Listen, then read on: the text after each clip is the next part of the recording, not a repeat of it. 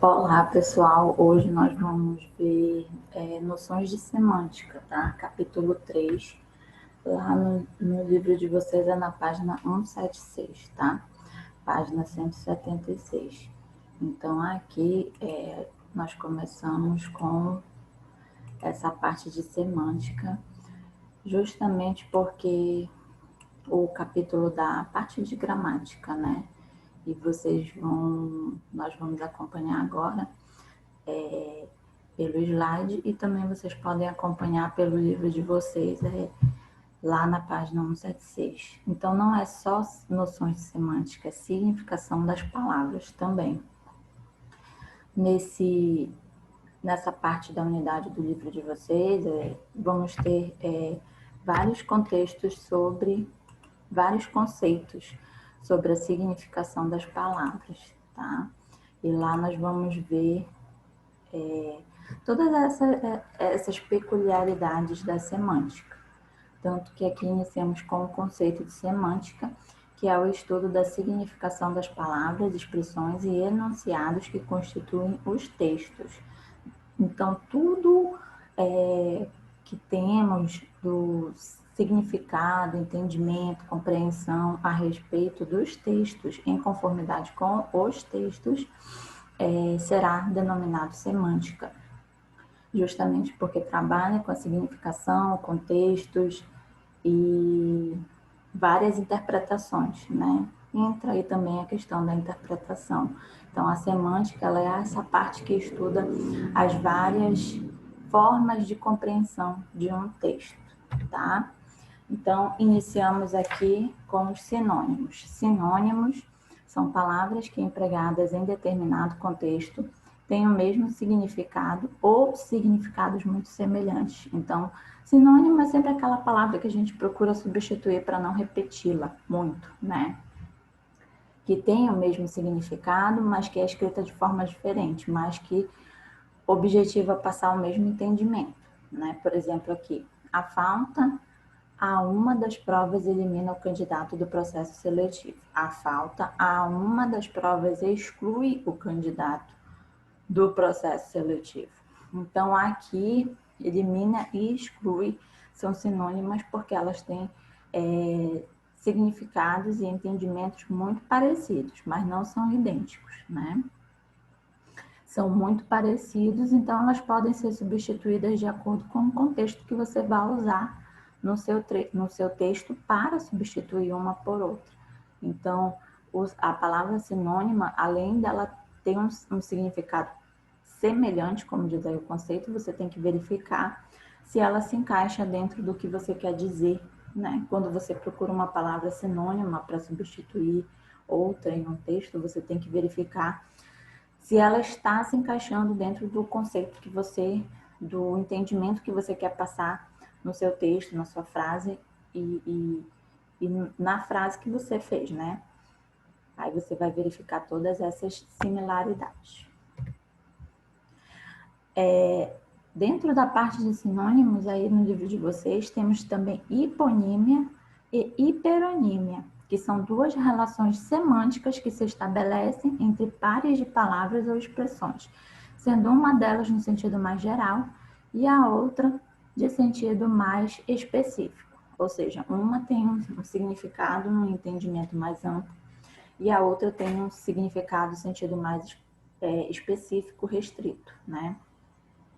Aqui ele dá o exemplo, por exemplo, de cidade. Quando você diz cidade em uma frase, ela é um contexto geral, então ela é hiperônima, né? Agora, se você diz a cidade de Macapá, a cidade de Santana, aí você já está sendo bem específico, né? A mesma coisa com o veículo. Veículo, ele é um sentido geral, porque tem vários tipos de veículos, né?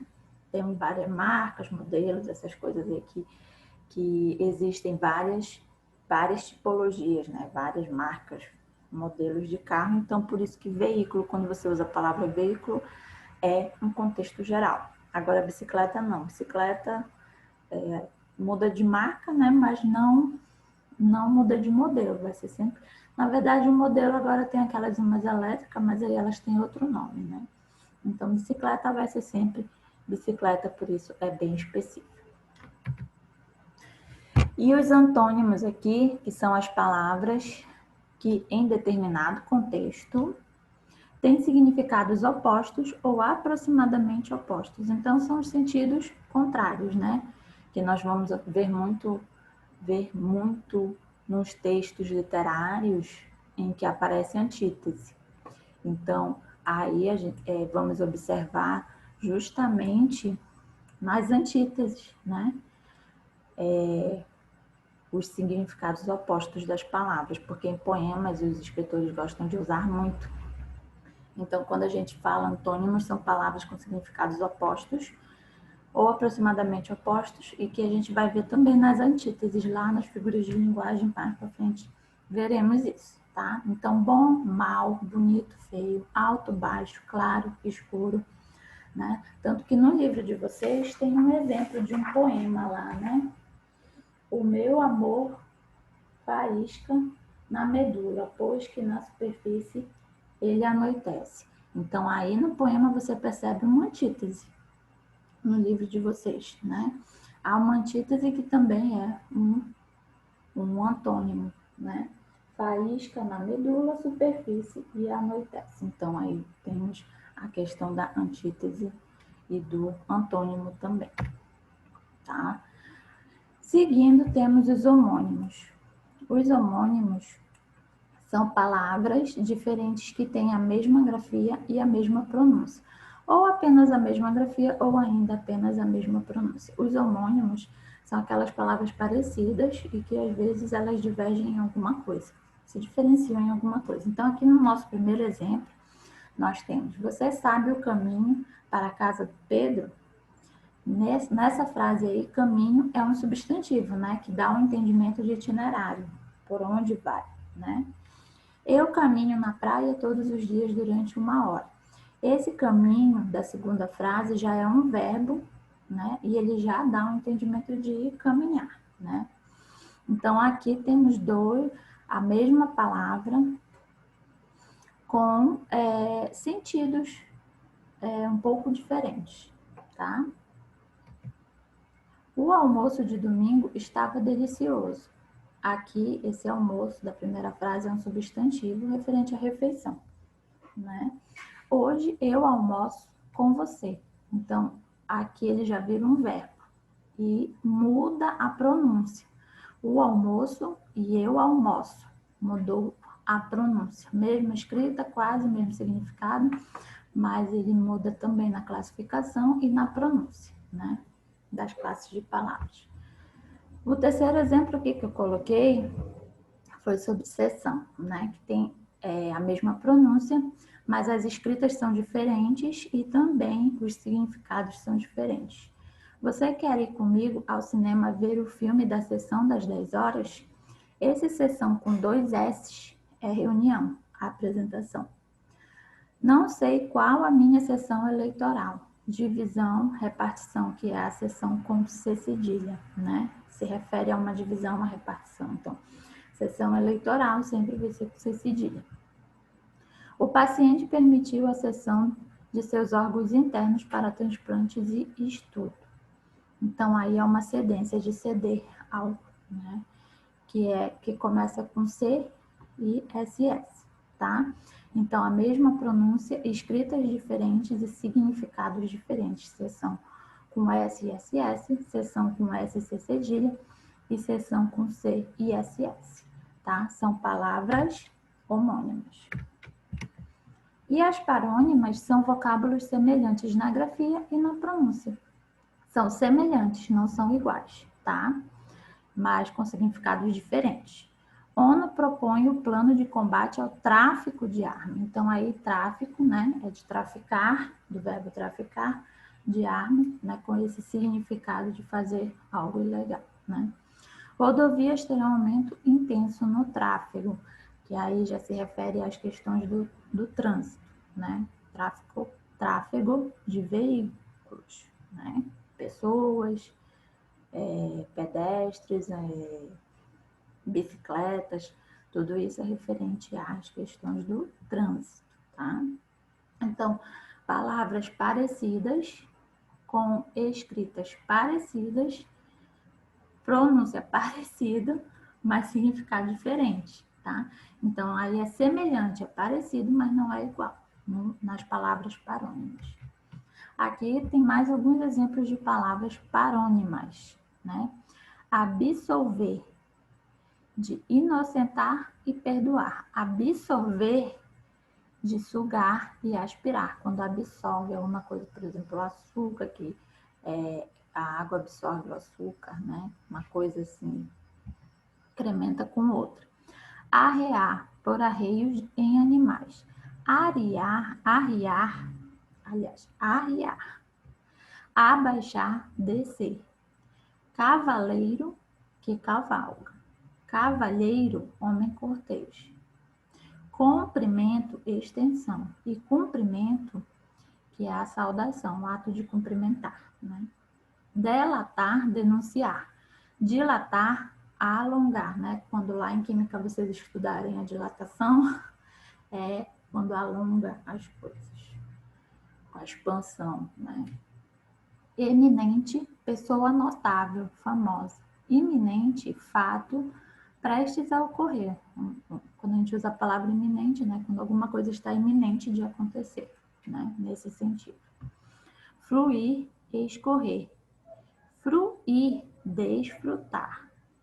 Estada, permanência de pessoas. Estadia, permanência de veículos, né? Então, duas letrinhas aí que mudam totalmente o sentido da palavra. Flagrante, evidente. Significa evidente. E fragante, que é perfume, a fragrância do perfume, né?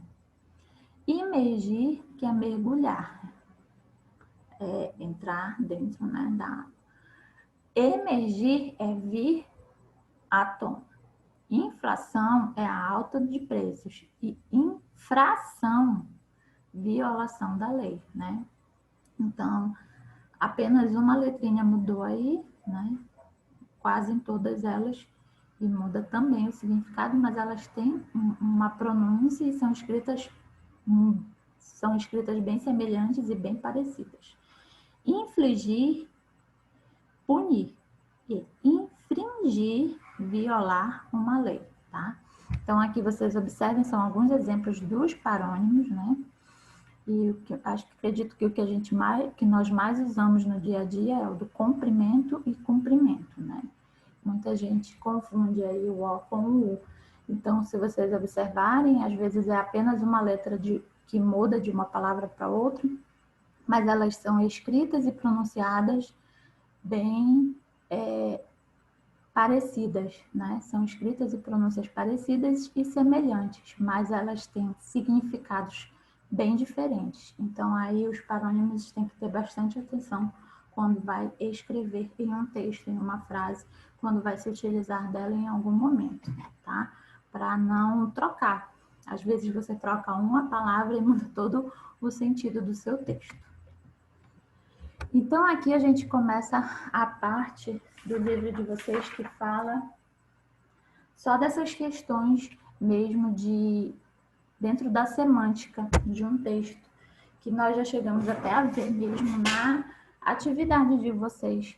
Eu cheguei a fazer explicação sobre uma questão em que pedia para vocês parafrasearem um texto lá, um soneto, né? Não sei se vocês se recordam. Então, a paráfrase, como eu já havia explicado anteriormente, ela é quando você reconta algo com as suas palavras, tá? Não modificando o sentido, ou seja, o sentido do texto tem que ser o mesmo, tem que ser as mesmas informações, né? Mas você vai recontar com as suas palavras. Então, aqui eu trouxe um exemplo, tá? Inclusive dentro de um texto literário, que é para vocês observarem, justamente porque começamos a trabalhar dentro da literatura isso, tá? O texto original aqui. Minha terra tem palmeiras, onde canta o sabiá. As aves que aqui gorjeiam, não gorjeiam como lá.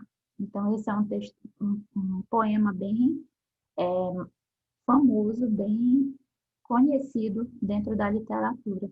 E nós, quando iniciar mesmo as partes literárias, o contexto histórico literário, nós vamos ver muito esse texto. E analisá-lo profundamente. Aqui tem uma paráfrase, tá?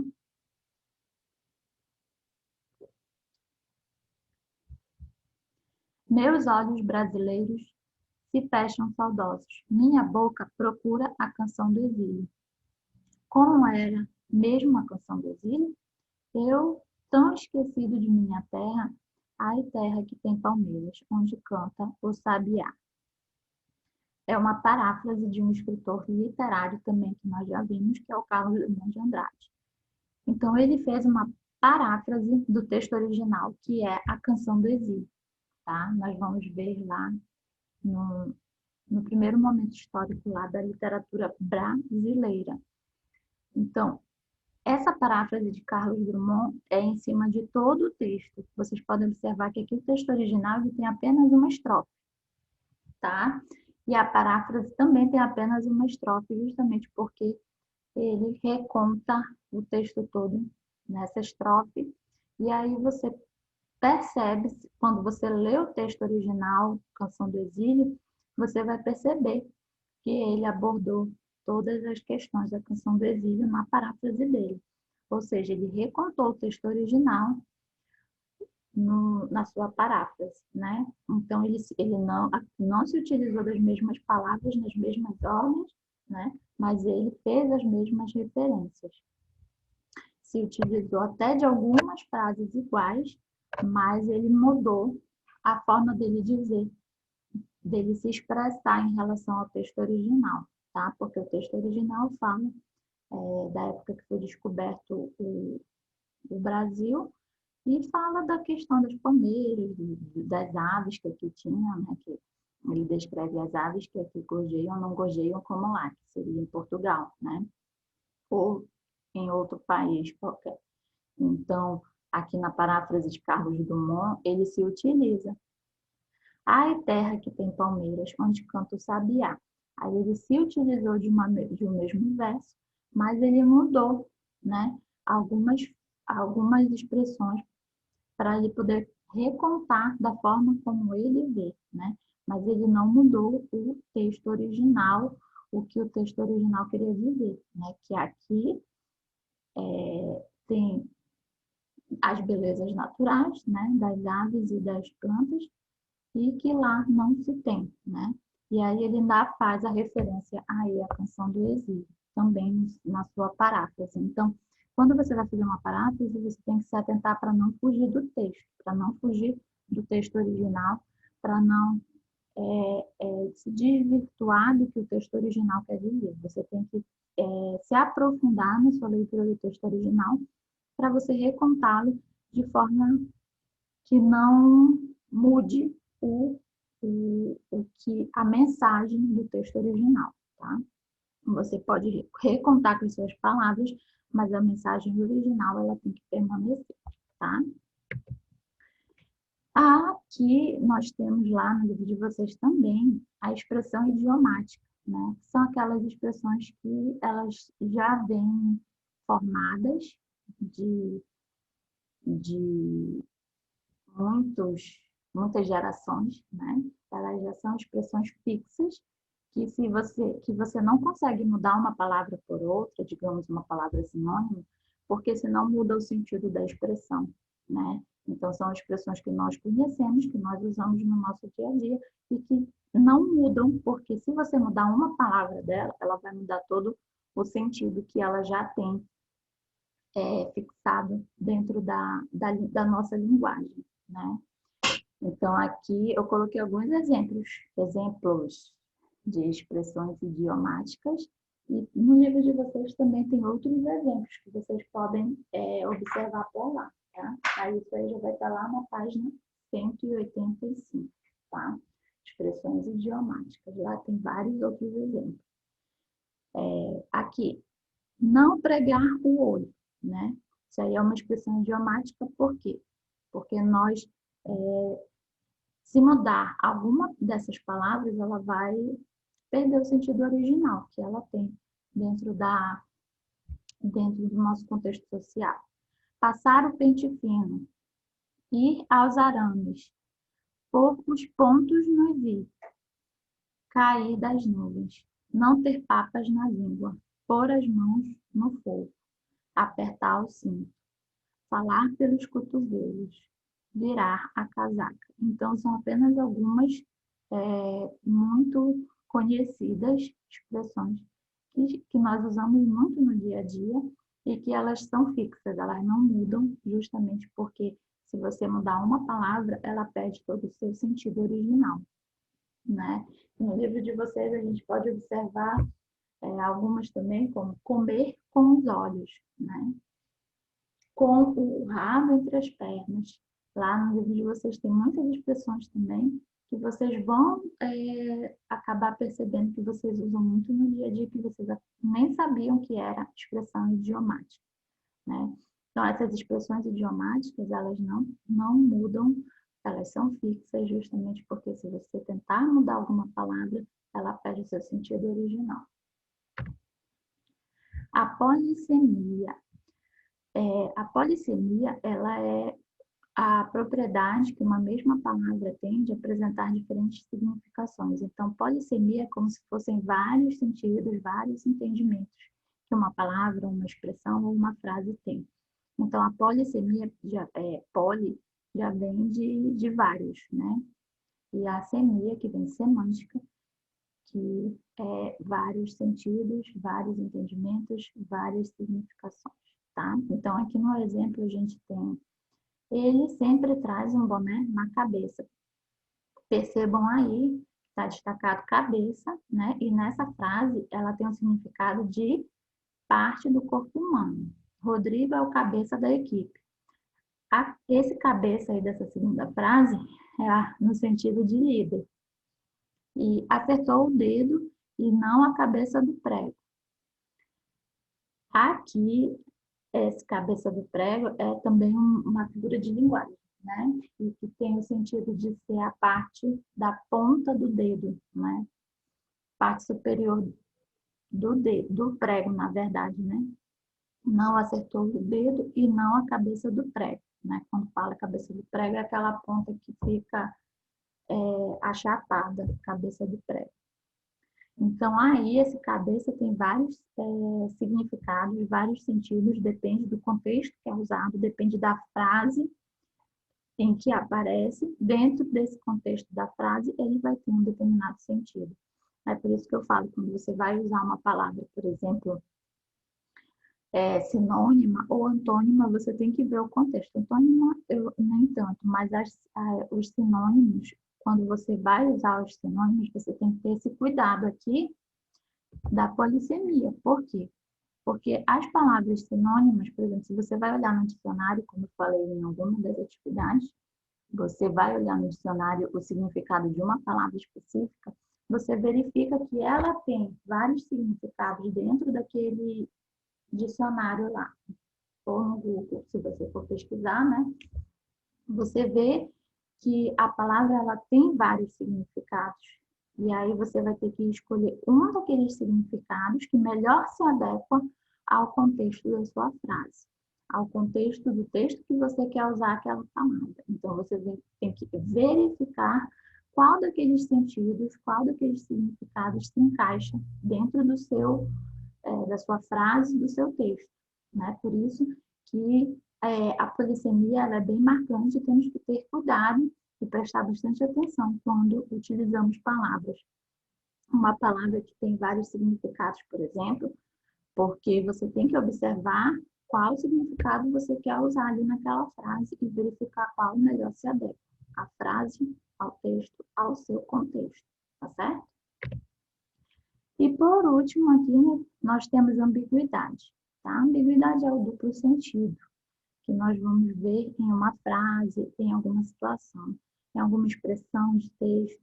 Então, a ambiguidade ela é bem observada quando você tem dois entendimentos ou mais de quando você lê uma frase, um texto ou alguma expressão. Então, a ambiguidade é esse duplo sentido, quando você tem mais de um entendimento ao fazer a sua leitura sobre uma frase ou uma expressão. Aqui no exemplo, vendo o pôr do sol. Quanto quer pelo pôr do sol? Vendo o pôr do sol. não está à venda, eu estou vendo o pôr do sol. Vendo o pôr do sol. Aproveite para ver também. Então, aí, essa frase, vendo o pôr do sol, ela vai ter mais de um entendimento, na verdade, né? Você pode, ele podia estar querendo vender, né, o pôr do sol, ou ele podia estar apenas olhando o pôr do sol. Então, tem esses dois entendimentos. E isso é ambiguidade. Quando você lê uma frase e tem mais de um entendimento, tá?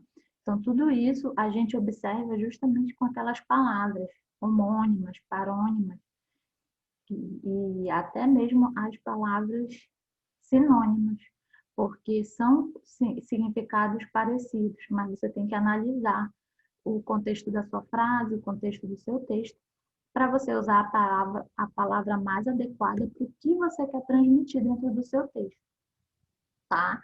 Então, quando você estiver produzindo, escrevendo ou fazendo seu texto lá, ou uma frase, ou um poema, né? Você tem que verificar o significado daquela palavra, você tem que ver se elas não são homônimas, parônimas, e tentar adequar ela o mais próximo do que você quer falar possível, para não trazer ambiguidade e para evitar também a polissemia, né? A polissemia tem vários significados, então, quando você quer usar uma palavra que tem outras significações, você tem que ser específico no seu texto, né? Você tem que verificar a palavra mais adequada dentro do seu contexto, do contexto do seu texto, né? O que você quer passar? Então, você vai e usa uma palavra mais próxima do sentido que você quer passar. Por isso, trabalhamos ambiguidade, trabalhamos a polissemia, trabalhamos paráfrase, que é justamente para vocês terem essa habilidade de, quando ler um texto, perceber. Não só perceber se está ambíguo, se tem polissemia, né? Mas também saber ter o conhecimento para não deixar o seu texto ambíguo e não deixar o seu texto com vários sentidos e vários entendimentos. A não ser que esse seja o seu objetivo. Mas aí o objetivo principal é você evitar isso num texto, principalmente quando se tratar de um texto dissertativo, né? E aí você vai evitar essas coisas e você consegue produzir um texto mais tranquilo, evitando ambiguidade, polissemia, sabendo o significado das palavras e como utilizá-la dentro do seu texto, né? Aquela palavra específica para repassar o que você realmente quer passar no seu texto, na sua frase, evitando ambiguidades, polissemias e essas situações. Então, nessa unidade, vamos trabalhar bastante essa questão da semântica dentro do texto. Tá certo, pessoal? Então, hoje, essa semana, este capítulo que veremos, e eu vejo vocês na aula. Tchau!